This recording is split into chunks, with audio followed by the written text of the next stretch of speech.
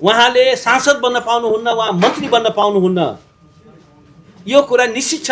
सम्पत्ति शुद्धिकरण ऐनको दफा 27 ले स्पष्ट रूपमा भनेको छ कि सम्पत्ति शुद्धिकरणको मुद्दा विचाराधीन रहेको व्यक्तिले पद ग्रहण गर्न सक्दैन, कुनै पनि सार्वजनिक पद ग्रहण गर्न सक्दैन, त्यसको पद निलम्बनमा रहन्छ। किन निलम्बनमा रहन्छ भने किनभने ऊ सार्वजनिक पद धारण गरेको बेलामा प्रमाणहरू मेटाउन सक्छ, अनुसन्धानलाई दुष्प्रभावित गर्न सक्छ।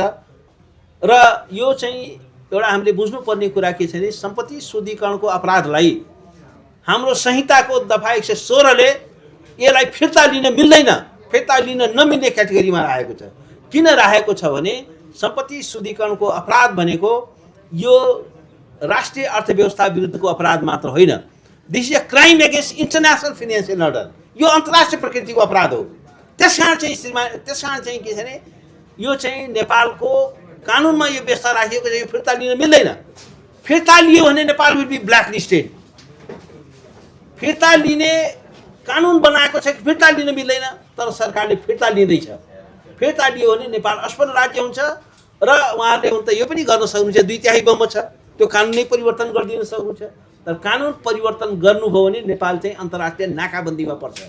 अन्तर्राष्ट्रिय चाहिँ के छ भने असफल राज्य हुन्छ र इन्टरनेसनल चाहिँ के छ भने यो आर्थिक नाकाबन्दीमा पर्नेछ। त्यो भनेको घातक कुरा हुनेछ। त्यो भनेको नेपाल एउटा अपराधीहरूको राज्य हुनेछ, नेपालको अर्थव्यवस्था चाहिँ समाप्त हुनेछ। यो कुरा चाहिँ कान खोलेर सुन्नुहोस् सत्ताधारीहरू, 2/3 ल्याउनुहोस् या 4/3 ल्याउनुहोस्, केही अन्तर्राष्ट्रिय नर्म्सहरू छन्, भ्यालुजहरू छन्, मूल्यहरू छन्, मान्यताहरू छन्, त्यसले मान्नुपर्ने हुन्छ। कानुन बनाउने शक्तिको नाममा जताभावी कानुन बनाउनु पाइँदैन। भएका मुद्दा हामी त मुद्दा चलाउनु पर्नेलाई चलाउनु त कता कता, भएको मुद्दा पनि फिर्ता लिँदैछौँ। हो, त्यो भएको मुद्दा फिर्ता लिँदाखेरि त नेपाल झनै ब्ल्याक लिस्टमा पर्ने खतरा चाहिँ बढ्छ। मैले भन्नु खोजेको त्यो नेपालको चाहिँ गृहमन्त्री कुन व्यक्ति भयो? विदेशी नागरिक भयो। नेपालको प्रधानमन्त्री को भयो भन्दाखेरि विदेशी नागरिक भयो। यो हामी सबैको लागि लज्जाको विषय हो। यो त अदालतमा च्यालेन्ज भयो र अदालतको संवैधानिक इजलासले उहाँलाई पदमुक्त गर्यो, किनभने आधारभूत योग्यतै थिएन। किनभने सांसद हुनको लागि, मन्त्री हुनको लागि, गृहमन्त्री हुनको लागि चाहिँ कमसेकम नेपालको नागरिक हुनुपर्छ। उहाँले चाहिँ के हो भने हामीले एउटा विदेशी नागरिकलाई नेपालको गृह मन्त्रालयको जिम्मा दियौँ। नेपालका कति गोप्य सूचनाहरू कसरी के दुरुपयोग भएको होला, नेपालको नेसनल सेक्युरिटीको लागि कति ठुलो थ्रेट थियो होला। र त्यसपछि यो सहकारीको कुरा त पछि आयो, किनभने उहाँ त के छ भने उहाँ गृहमन्त्री हुनुभयो। उहाँ गृहमन्त्री हुन्जेलसम्म उहाँको बारेमा चाहिँ उजुरी दर्ता भएन। प्रहरीको चिफले आएर उहाँको बारेमा डिफेन्ड गर्नुभयो र के भन्नुभयो भने उहाँको बारेमा कुनै पनि उजुरी परेको छैन। यो एउटा शक्तिको दुरुपयोगको योभन्दा अर्को उदाहरण कुनै हुनै सक्दैन। उहाँले शक्तिको दुरुपयोग गरेर आफू विरुद्धको उजुरी दर्ता गर्न रोक्नुभयो, अनुसन्धानलाई रोक्नुभयो। त्यसपछि जब उहाँको गृहमन्त्री नरहेपछि बल्ल उहाँको चाहिँ अनुसन्धानको प्रक्रिया अगाडि बढ्यो। कति चलाखीपूर्ण तरिकाले, कति कपटपूर्ण तरिकाले एउटा चाहिँ रकम चाहिँ अवचलन गरेको छ। एउटा मात्र हेर्नुहोस्, उहाँहरूले भन्नुहुन्छ नि हामीलाई चाहिँ के छ भने फसायो त कहिलेकाहीँ झुकिएर एउटा ठाउँमा पो फसाउन सक्छ। 5-5वटा सहकारीमा चाहिँ के छ भने रकम अवचलन भयो भनेर उहाँमाथि आरोप लागेको छ। फसाएको भए, प्रतिशोध गरेको भए त अमेरिकामा पनि कसरी उहाँमाथि मुद्दा चल्यो। अमेरिकामा उहाँ टिक्न नसकेर नेपाल आउनुभयो, किनभने अमेरिकी अदालतमा पनि उहाँमाथि मुद्दा थियो।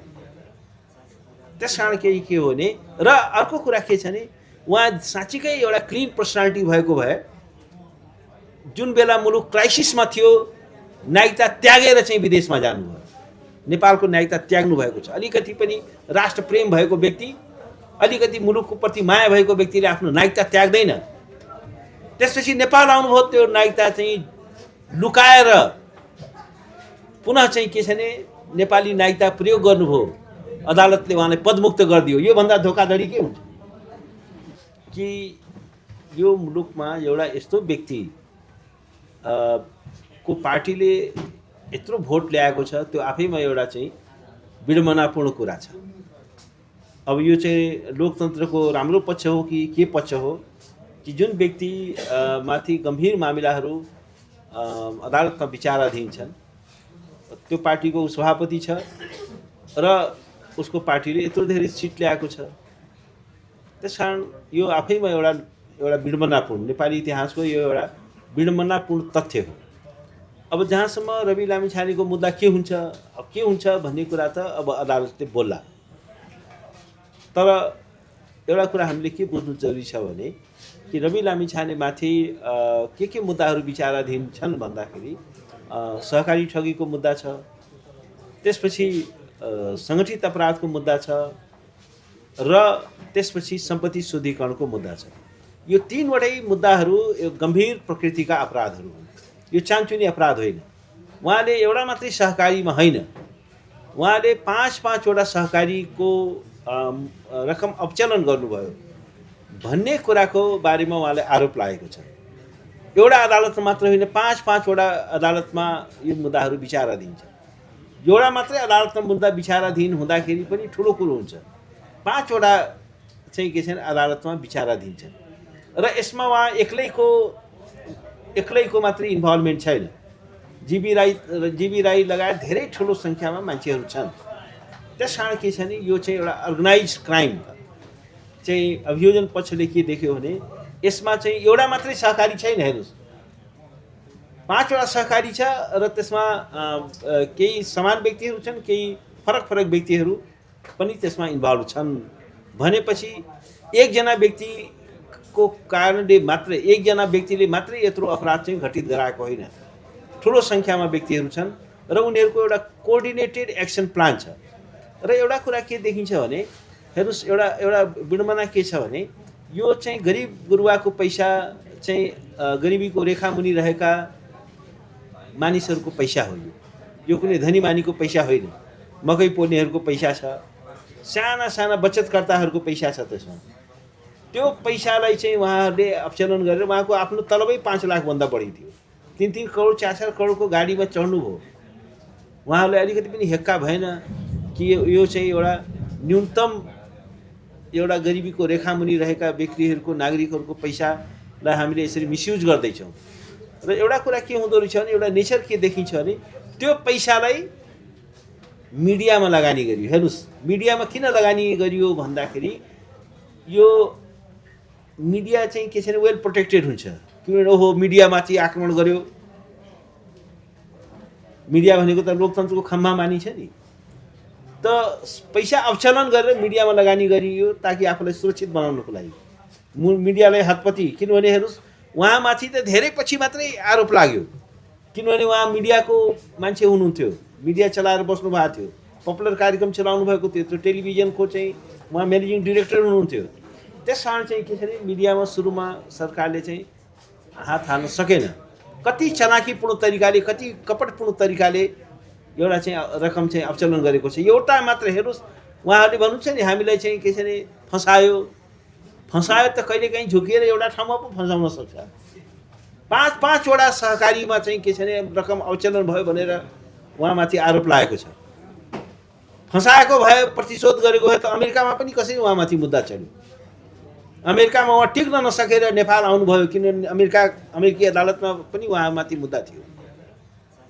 त्यस कारण के हो भने र अर्को कुरा के छ भने उहाँ साँच्चीकै एउटा क्लिन पर्सनालिटी भएको भए जुन बेला मुलुक क्राइसिसमा थियो नागरिकता त्यागेर चाहिँ विदेशमा जानुभयो। नेपालको नागरिकता त्याग्नु भएको छ। अलिकति पनि राष्ट्र प्रेम भएको व्यक्ति, अलिकति मुलुकको प्रति माया भएको व्यक्तिले आफ्नो नागरिकता त्याग्दैन। त्यसपछि नेपाल आउनुभयो, त्यो नागरिकता चाहिँ लुकाएर पुनः चाहिँ के छ भने नेपाली नागरिकता प्रयोग गर्नुभयो। अदालतले उहाँलाई पदमुक्त गरिदियो। योभन्दा धोकाधडी के हुन्छ?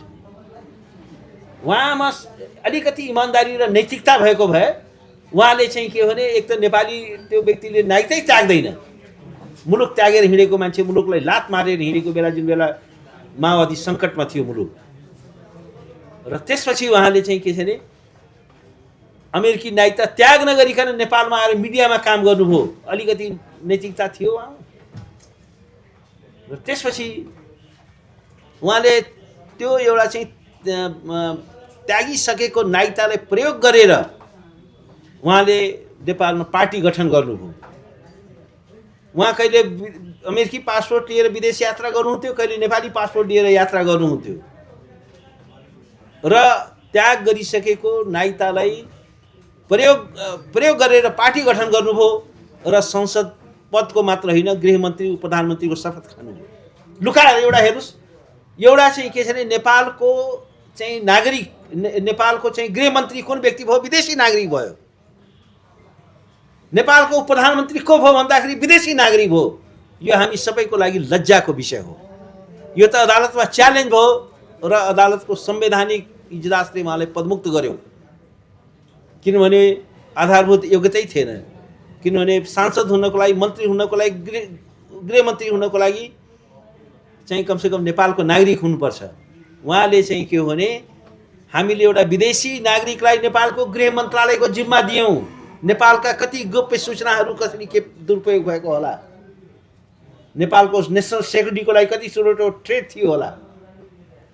र त्यसपछि यो सहकारीको कुरा त पछि आयो, किनभने उहाँ त के छ भने उहाँ गृहमन्त्री हुनुभयो। उहाँ गृहमन्त्री हुन्जेलसम्म उहाँको बारेमा चाहिँ उजुरी दर्ता भएन। प्रहरीको चिफले आएर उहाँको बारेमा डिफेन्ड गर्नुभयो र के भन्नुभयो भने उहाँको बारेमा कुनै पनि उजुरी परेको छैन।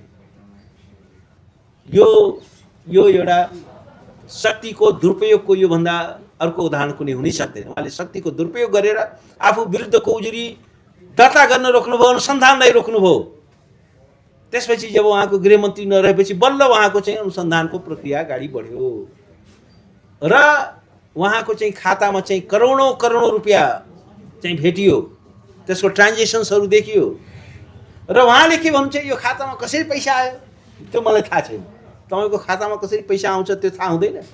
तपाईँले त्यो चाहिँ के छैन आफ्ना ससुराको नाममा, श्रीमतीको नाममा, आफ्ना नातेदारको नाममा, पार्टीको महामन्त्रीको सहमहामन्त्रीको नाममा चेक काट्नु भएको छ र भन्नुहुन्छ मलाई थाहा छैन। उहाँले भन्नुहुन्छ गोर्खा मिडियाको म्यानेजिङ डिरेक्टरको मात्र होइन, त्यो पैसा चाहिँ के छ भने उहाँको नातेदारहरूको नाममा पनि चेक काटिएको छ भनेपछि योभन्दा अर्को ठगीको उदाहरण हुन सक्दैन। यो कुराहरू सबै रिकर्डेड छ।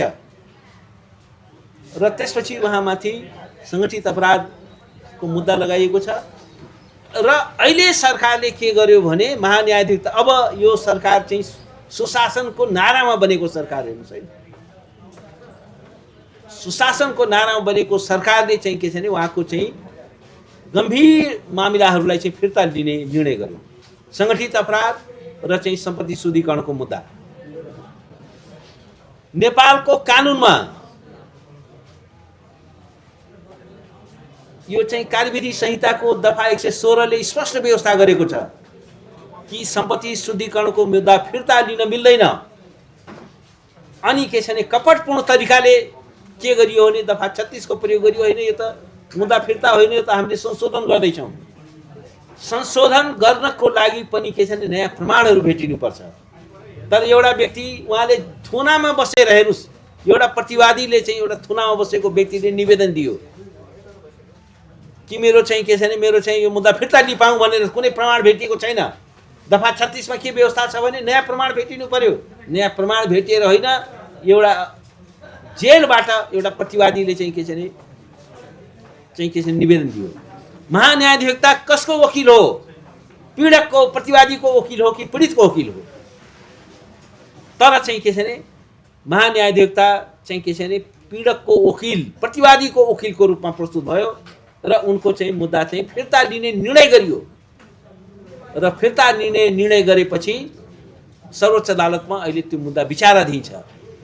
र हामीले बुझ्नुपर्ने कुरा के छ भने सम्पत्ति शुद्धिकरणको जुन अपराध हो त्यो फिर्ता लिन किन मिल्दैन भने अहिले नेपाललाई इन्टरनेसनल फाइनेन्सियल टास्क फोर्सले किन खैरो सूचीमा राखेको छ भने किनभने नेपालमा चाहिँ मनी लन्ड्रिङको, सम्पत्ति शुद्धिकरणको अपराधहरू अत्यधिक हुने गरेको छ।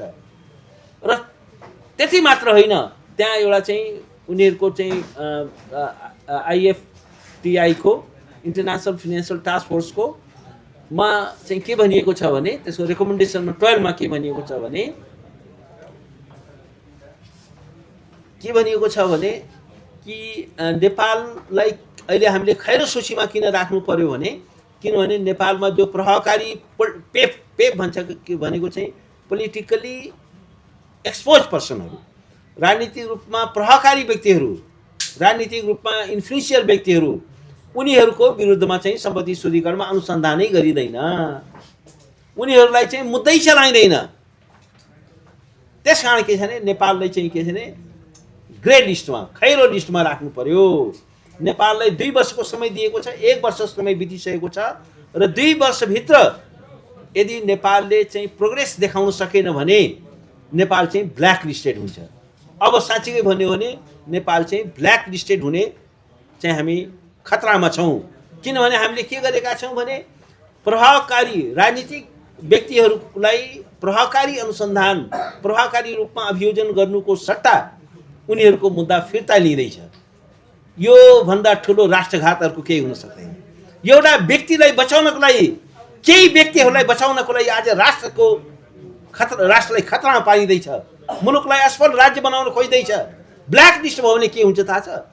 ब्ल्याक लिस्ट हुने बित्तिकै के हुन्छ भने अहिले उहाँहरूले नारा दिनुभएको छ कि नेपालको प्रति व्यक्ति आए हामीले $3000 पुर्याउँछौँ। तर जब नेपाल चाहिँ ब्ल्याक लिस्टेड हुन्छ, नेपालमा विदेशी लगानी भित्रिन सक्दैन। किनभने नेपाल भनेको हाई रिस्क कन्ट्री हुन्छ। हाई रिस्क कन्ट्रीमा कसैले चाहिँ लगानी गर्दैन। नेपालको ब्याङ्किङ सिस्टम कोल्याप्स हुन्छ। नेपालमा कुनै विदेशीले चाहिँ लगानी गर्दैन। नेपालको अन्तर्राष्ट्रिय व्यापार पनि रोकिन्छ, किनभने एलसी नै खोल्न सक्दैन। एलसी खोल्ने कुरा पनि चाहिँ के छ गाह्रो हुन्छ। नेपाल चाहिँ के छ भने यो चाहिँ के छ भने रेमिट्यान्सले बाँचेको मुलुक हो। भोलि चाहिँ के छ भने ब्ल्याक लिस्टेड हुने बित्तिकै नेपालमा रेमिट्यान्स आउनलाई गाह्रो हुन्छ, धेरै खर्चिलो हुन्छ, धेरै जटिल हुन्छ, टाइम कन्ज्युमिङ हुन्छ। भनेपछि के हुन्छ भने नेपालमा अन्तर्राष्ट्रिय विदेशी सहायता पनि आउँदैन। नेपालको विदेशी सहायता रोकिन्छ, नेपालको अन्तर्राष्ट्रिय व्यापार रोकिन्छ, नेपालमा विदेशी लगानी रोकिन्छ। नेपाल एउटा कंगाल मुलुक हुनेछ। नेपालको चाहिँ ब्याङ्किङ सिस्टम कोल्याप्स हुन्छ। Nepal will be the fail state, असफल राज्य हुन्छ नेपालमा। अहिले जुन उहाँले सपना देखाउनु भएको छ नि, यति चाहिँ हामीले समृद्धि ल्याउँछौँ, कुनै समृद्धि होइन। नेपालमा कंगाली आउँदैछ। एउटा केही व्यक्तिहरूलाई बचाउनको लागि, केही व्यक्तिहरूलाई चाहिँ के छ भने बचाउनको लागि आज नेपालको चाहिँ राष्ट्रहितलाई चाहिँ हामीले खतरामा पार्दैछौँ, नेपाललाई असफल राज्य बनाउँदैछौँ। यो यति खतरनाक काम भइरहेको छ। मैले त्यसै मुद्दा हालेको होइन, किनभने मैले देखेँ आज नेपाली जनताको चाहिँ हितमा पेटमाथि लात हान्न खोजिँदैछ। आज चाहिँ के छ भने संविधानको कुरा, संविधानले भनेको छ हरेक नागरिकलाई चाहिँ न्यायको अधिकार छ। आज चाहिँ के छ भने राज्य भनेको जहिले पनि पीडितहरूको हुन्छ, तर राज्यलाई आज पीडकहरूको राज्य बनाइदिन्छ। आज पीडकहरूलाई उन्मुक्ति दिनको लागि उनीहरूको मुद्दा फिर्ता लिँदैछ। यदि गृहमन्त्री भएका, सांसद भएका व्यक्तिहरूको चाहिँ मुद्दा फिर्ता दिने हो भने देशका साराको सारा मुद्दा फिर्ता दिनु पर्यो नि। सबैले जेलबाट निकाल्नु पर्यो नि। हुन त उहाँले जेल नै तोड्नु भएको हो। एउटा मात्रै अपराध भए पो भन्नु। आज जेलबाट हजारौंको संख्यामा चाहिँ के कैदीहरू भगाइयो। हार्डकोर क्रिमिनलहरू, खुखार अपराधीहरूलाई जेल तोड्न लगाइयो, जेलबाट भाग्न लगाइयो। त्यसको लागि को जिम्मेवार छ? सिंहदरबार जलाइयो, सर्वोच्च अदालत जलाइयो, संसद जलाइयो। को मान्छे इन्भल्भ छ सबैले थाहा छैन। हामी सबैले त्यसको चाहिँ के छ भने हेर्नुस्, आज सांसद भएका कति व्यक्तिहरूको चाहिँ त्यहाँ चाहिँ भिडियोमा देखिन्छ। सिंहदरबार जलाउँदै गरेका, सर्वोच्च अदालत जलाउँदै गरेका, संसद भवन जलाउँदै गरेका, जेल तोड्न हेर्नुस्। राष्ट्रसभाका 21 जना सांसदहरू संसदबाट राजीनामा दिएर नखु कारागार पुगेका छन्। त्यहाँ कोही पनि थिएन, कुनै सेक्युरिटी थ्रोट थिएन। जब उनीहरू पुगे अनि त्यसपछि हल्ला गरे, अनि त्यसपछि के छ भने जेल तोड्न लगाइयो। जो काठमाडौँको जेल तोडियो, देशभरिको जेल तोडियो हो। यस कारणले पनि मुलुक चाहिँ के छ भने एउटा ठुलो रिस्कमा छ। आज चाहिँ हजारौं मान्छेहरूलाई चाहिँ के छ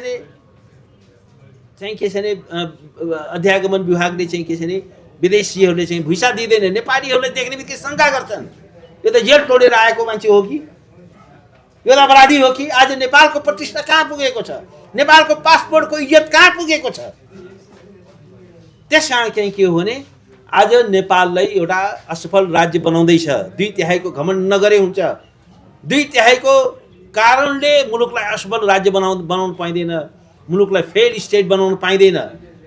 र यसमा हेर्नुस् कति बदनियत छ भने महान्यायाधिवक्ता कार्यालयको यति धेरै बदनियत छ। आज फेरि सुन्दैछु कि 7 अरबको अर्को मुद्दा पनि नचलाउने निर्णय गरिदियो। उनीहरूलाई पनि मुक्ति दिन खोज्दैछ भनेपछि एकपछि अर्को चाहिँ के छ भने मुद्दा नचलाउने, मुद्दा फिर्ता लिने। आज कलिला हाम्रा नानीहरू किशोरीहरू थिए, त्यो डिम्बको चाहिँ तस्करहरूलाई चाहिँ के छ भने मुद्दा चलाइएन, उनीहरूलाई मुक्ति दियो। कसले मुक्ति दियो? र हाम्रो चाहिँ के छ भने सुशीला कार्कीज्यू, उहाँलाई चाहिँ के छ भने न्यायको कुरो उहाँले बढी थाहा छ, तर उहाँ के हेरेर बसिरहनु भएको छ? उहाँको महानियोक्ताले के गर्दैछ?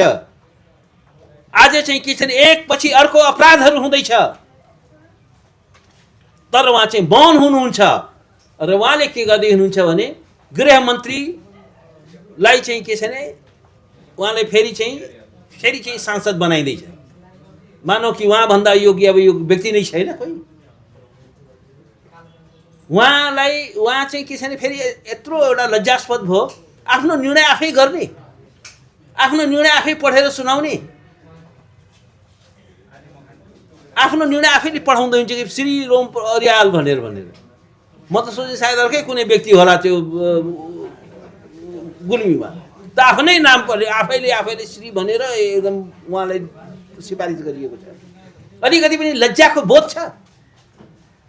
आफ्नो मुद्दामा आफै न्यायाधीश बन्न मिल्दैन, आफ्नो बारेमा आफै निर्णय गर्न मिल्दैन, आफ्नो नाम आफै सिफारिस गर्न मिल्दैन, तर आफ्नो नाम आफै सिफारिस गरिएको छ, आफै बसेर त्यहाँ चाहिँ के छ भने सिफारिस गर्न लगाइएको छ। यही हो सुशासन।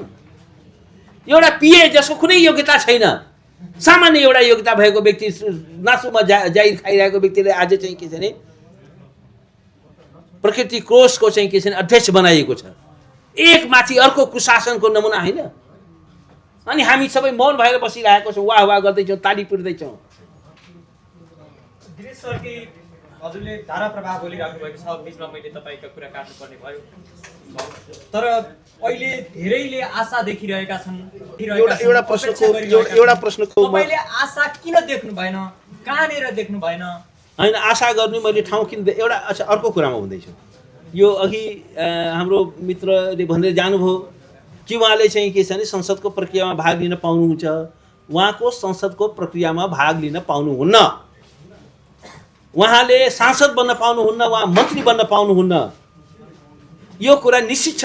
सम्पत्ति शुद्धिकरण ऐनको दफा 27ले स्पष्ट रूपमा भनेको छ कि सम्पत्ति शुद्धिकरणको मुद्दा विचाराधीन रहेको व्यक्तिले पद ग्रहण गर्न सक्दैन, कुनै पनि सार्वजनिक पद ग्रहण गर्न सक्दैन, त्यसको पद निलम्बनमा रहन्छ। किन निलम्बनमा रहन्छ भने किनभने ऊ सार्वजनिक पद धारण गरेको बेलामा प्रमाणहरू मेटाउन सक्छ, अनुसन्धानलाई दुष्प्रभावित गर्न सक्छ। र यो चाहिँ एउटा हामीले बुझ्नुपर्ने कुरा के छ भने सम्पत्ति शुद्धिकरणको अपराधलाई हाम्रो संहिताको दफा 116ले यसलाई फिर्ता लिन मिल्दैन, फिर्ता लिन नमिल्ने क्याटेगोरीमा राखेको छ। किन राखेको छ भने सम्पत्ति शुद्धिकरणको अपराध भनेको यो राष्ट्रिय अर्थव्यवस्था विरुद्धको अपराध मात्र होइन, this is a crime against international financial order. यो अन्तर्राष्ट्रिय प्रकृतिको अपराध हो। त्यसकारण चाहिँ के छ भने यो चाहिँ नेपालको कानुनमा यो व्यवस्था राखिएको छ, यो फिर्ता लिन मिल्दैन। फिर्ता लियो भने Nepal will be black listed. फिर्ता लिने कानुन बनाएको छ कि फिर्ता लिन मिल्दैन, तर सरकारले फिर्ता लिँदैछ। फिर्ता लियो भने नेपाल असफल राज्य हुन्छ। र उहाँहरूले हुन त यो पनि गर्न सक्नुहुन्छ, 2/3 बहुमत छ, त्यो कानुनै परिवर्तन गरिदिन सक्नुहुन्छ। तर कानुन परिवर्तन गर्नुभयो भने नेपाल चाहिँ अन्तर्राष्ट्रिय नाकाबन्दीमा पर्छ। अन्तर्राष्ट्रिय चाहिँ के छ भने असफल राज्य हुन्छ र इन्टरनेसनल चाहिँ के छ भने यो आर्थिक नाकाबन्दीमा पर्नेछ। त्यो भनेको घातक कुरा हुनेछ। त्यो भनेको नेपाल एउटा अपराधीहरूको राज्य हुनेछ, नेपालको अर्थव्यवस्था चाहिँ समाप्त हुनेछ। यो कुरा चाहिँ कान खोलेर सुन्नुहोस् सत्ताधारीहरू, 2/3 ल्याउनुहोस् या 4/3 ल्याउनुहोस्, केही अन्तर्राष्ट्रिय नर्म्सहरू छन्, भ्यालुजहरू छन्, मूल्यहरू छन्, मान्यताहरू छन्, त्यसले मान्नुपर्ने हुन्छ। कानुन बनाउने शक्तिको नाममा जताभावी कानुन बनाउनु पाइँदैन। र एउटा कुरा के नबिर्सनुहोस् भने यो जुन सदन छ हाम्रो, यो 2 सदनात्मक मात्र होइन, 3 सदनात्मक छ। प्रतिनिधि सभा, राष्ट्रिय सभा र हामी 3 करोड नेपाली जनताको अर्को सभा। तपाईँहरूले बनाएको कानुन र नीति हामी 3 करोड नेपाली जनताले रिजेक्ट गरिदिन्छौँ। हामीले स्वीकार गरेनौँ भने तपाईँको कानुनको कुनै पनि अर्थ हुँदैन। त्यो कुरा पनि कान खोलेर बस्नुहोस्। त्यसकारण चाहिँ के छ भने यो जुन सम्पत्ति शुद्धिकरणको जुन मुद्दा हो, यो फिर्ता लिने जुन कुरा छ, यो चाहिँ मिल्दैन। यसले गर्दाखेरि नेपाल चाहिँ असफल राज्य हुन्छ। र अब के गर्नुपर्छ, सरकारले के गर्नुपर्छ भन्दाखेरि पहिलो कुरा त के हो भने अहिले नेपालमा चाहिँ के छ, अत्यधिक भ्रष्टाचार बढेको छ। भ्रष्टाचारलाई न्यूनीकरण गर्नको लागि, यसलाई समाप्त गर्नको लागि एउटा चाहिँ गम्भीर राजनीतिक इच्छाशक्ति हुनुपर्छ। र मन्त्री परिषदमा विवादास्पद चरित भएका व्यक्तिहरू, यहाँ त के छ भने हेर्नुहोस्, यहाँ सारा ब्ल्याक लिस्टेड व्यक्तिहरू, फिनान्सियल क्रिमिनल्सहरूलाई चाहिँ के छ भने टिकट दिएको रहेछ। एकजनाको पद त गइसक्यो, पद गयो के वास्तवमा त्यसलाई गैर कानुनी रूपमा उसको चाहिँ उम्मेदवारी चाहिँ निलम्बन भयो। अर्को 3 जना व्यक्तिहरू छन् जसको चाहिँ के छ भने ब्ल्याक, अहिले थाहा भएसम्मको कोही चाहिँ के छ भने हत्याको अपराधमा चाहिँ के छ भने दण्डित भएका, कोही चाहिँ ब्ल्याक लिस्टेड भएका, र अरू कति यस्ता अपराधीहरू होलान् त्यसको चाहिँ के छ भने कति विवादास्पद चरित्र भएको व्यक्तिहरू छन्। बालनी शाहले भन्नुभयो कि 20 वर्षमा बाटो बन्ने बाटो बनेन, अब चाहिँ 1.5 वर्षमा बन्ने छ, नबनाउनेलाई चाहिँ हामीले ल्याएर थुन्नेछौँ, रुखमा बाँध्नेछौँ। उहाँले नै टिकट दिएर सांसद बनाएका धेरै यस्ता पात्रहरू छन् जो ठेकेदारहरू छन् र ठेका तोडेका छन्, जसले चाहिँ के छ भने बाटो बनाएका छैनन्, पुल बनाएका छैनन्, योजनालाई अल्पत्र छोडेर भागेका छन्। त्यस कारण चाहिँ के छ भने यो सरकारले पहिलो कुरा त सुशासनको प्रत्याभूति गर्न सक्नुपर्छ। महँगी यत्रो बढेको छ, आज तेलको र पेट्रोलको यत्रो हाहाकार छ, पहिलो कुरा त सरकारले चाहिँ यसको चाहिँ सप्लाईले कसरी सुनिश्चित बनाउने, कालो बजारी बढेको छ, यो यसको सुनिश्चितता कसरी गर्ने। फेरि रवि लामिछानेले उन्मुक्ति दिन खोज्नु हो भने फेरि तपाईँको पनि के छ प्रतिष्ठा समाप्त हुन्छ। यो कुरा बुझ्नुहोस्, आफ्नै पार्टीको होस् जुनसुकै पार्टी होस् त्यसलाई दण्डित गर्नु जरुरी छ, त्यसलाई चाहिँ कानुनको दायरामा ल्याउनु जरुरी छ। त्यसकारण के छ भने कसैले पनि उन्मुक्ति पाउनु हुँदैन। लोकतन्त्र भनेको दण्डहीनता होइन, लोकतन्त्र भनेको चाहिँ विधिको शासन हो, विधिको शासनभन्दा माथि कोही छैन। र एउटा कुरा चाहिँ के हो भने यो कुरा के स्थापित हुनु जरुरी छ भने अब नेपालमा कानुनको शासन हुनुपर्छ, शासकको कानुन होइन। अब कानुनको पावर चाहिँ स्थापित हुनुपर्छ, पावरको कानुन होइन। यो कुराको अनुभूति देखाउनु पर्यो। सुशासनको लागि के हुनु जरुरी छ भने शासकको कानुन होइन, कानुनको शासन स्थापित हुनु पर्यो। सुशासनको लागि अर्को कुरा के हुनु पर्यो भने पावरको कानुन होइन, कानुनको पावर स्थापित हुनु पर्यो, कानुनको शक्ति स्थापित हुनु पर्यो, कानुनको सर्वोच्चता स्थापित हुनु पर्यो, कानुनभन्दा कोही पनि माथि हुनु भएन। र एउटा चाहिँ सुशासन र न्यायको प्रत्याभूति हुनु पर्यो। र जोसुकै होस्, र यो कार्की आयोगको जुन प्रतिवेदन छ त्यो सार्वजनिक हुनु पर्यो। र जोसुकै होस्, धेरै मान्छे उहाँको पार्टीको सांसद भएर जितेका होलान्, कोही के होला, त्यो सबैलाई चाहिँ के छ भने कानुनको न्यायको दायरामा ल्याउनु पर्यो। 23 गतेको मात्र होइन, 24 गतेको पनि इक्वली उनीहरूलाई चाहिँ दण्डित गर्नु जरुरी छ। थ्याङ्क यू सो मच, धन्यवाद। हजुर,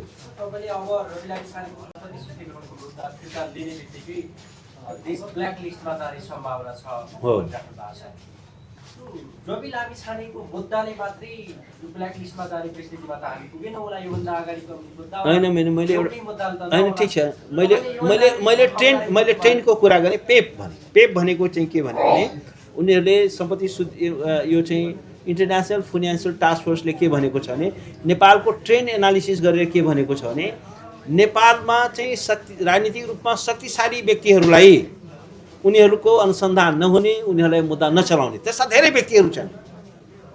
र अहिले खास गरी पछिल्लो उदाहरण हो, अहिले रवि लामिछानेको मात्र होइन, जीबी राई लगायत दर्जनौँ मान्छेहरू छन् र अरू पनि जति छन्।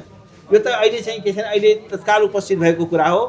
तर जति पनि राजनीतिक रूपमा शक्तिशाली व्यक्तिहरू छन्, चाहे सङ्गठित अपराध होस्, चाहे सम्पत्ति शुद्धिकरणको अपराध होस्, यिनीहरूलाई अनिवार्य रूपमा यिनीहरूको चाहिँ अनुसन्धान र अभियोजन भएन भने व्यक्तिको मात्रै होइन, ट्रेन्ड छ, धेरै ठुलो सङ्ख्यामा छन् व्यक्तिहरू, ती सबैलाई। तर यहाँ त के छ भने भएका मुद्दा, हामी त मुद्दा चलाउनु पर्नेलाई चलाउनु त कता कता, भएको मुद्दा पनि फिर्ता लिँदैछौँ। हो, त्यो भएको मुद्दा फिर्ता लिँदाखेरि त नेपाल झनै ब्ल्याक लिस्टमा पर्ने खतरा चाहिँ बढ्छ। मैले भन्नु खोजेँ त्यो हो।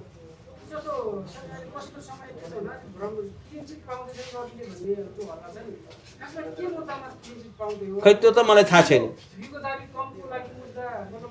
होइन त्यो त मलाई थाहा छैन, मलाई पाउँदैछन् कि पाउँदै छैनन्, पाउने कुरा त म त कानुनको मान्छे हुँ, कानुनको विद्यार्थी हुँ। त्यस कारण चाहिँ के हो भने अब अहिले हो यसैबाट के देखिन्छ भने एक थरी तत्त्वहरू चाहिँ उनलाई क्लिन चिट दिलाउनलाई उनलाई लागेका छन्, त त्यो खतरनाक कुरा हो। क्लिन चिट चाहिँ भन्ने कुरा हुनु हुँदैन, प्रमाणको आधारमा, कानुनको आधारमा, तथ्यको आधारमा। अब प्रमाण भेटिएन भने अर्कै कुरा हो।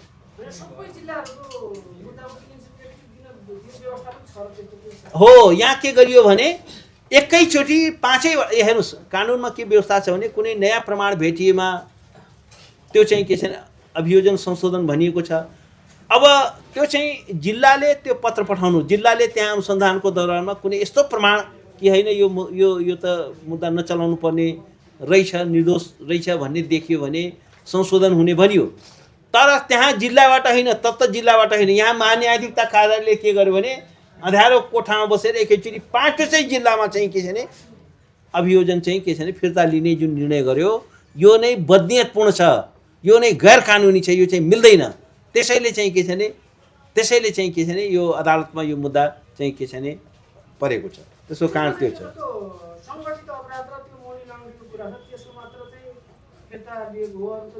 होइन, सङ्गठित अपराध भनेको एउटा यस्तो हो, यसमा एकजना होइन धेरैजना इन्भल्भ छन्। सङ्गठित अपराध किन सङ्गठित ढङ्गले यो चाहिँ अपराध भएको छ, त्यसमा पनि कोही व्यक्तिहरू भागेर कहाँ गएका छन्, त्यो सबै पैसा तान्नको लागि पनि सङ्गठित अपराधको मुद्दा ठहर हुनु जरुरी छ।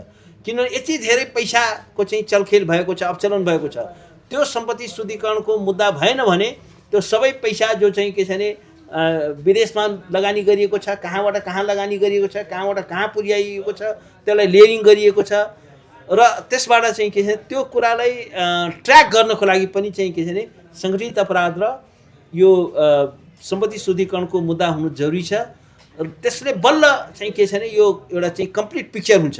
सहकारी ठगीको मात्रै मुद्दाले चाहिँ के छ भने एउटा व्यक्तिको, किनभने धेरैजना मिलेर सङ्गठित ढङ्गले गरेका छन्, कसैले चाहिँ कसैको खाता प्रयोग गरेका छ, कसैले चाहिँ निर्णय गरेका छन्, कसैले चाहिँ त्यो पैसा विदेशमा अपचलन गरेका छन्, सबैको फरक भूमिका छ। त्यो सङ्गठित अपराध हटाउने बित्तिकै मनी लन्ड्रिङ हटाउने बित्तिकै के हुन्छ भने अर्को चाहिँ सहकारी ठगीको मुद्दा पनि चाहिँ त्यो कमजोर भएर जान्छ, त्यो मुद्दा नै ठहर गर्न गाह्रो हुन्छ, पीडितहरूको पैसा नै फिर्ता हुन गाह्रो हुन्छ। Thank you so much. Thank you.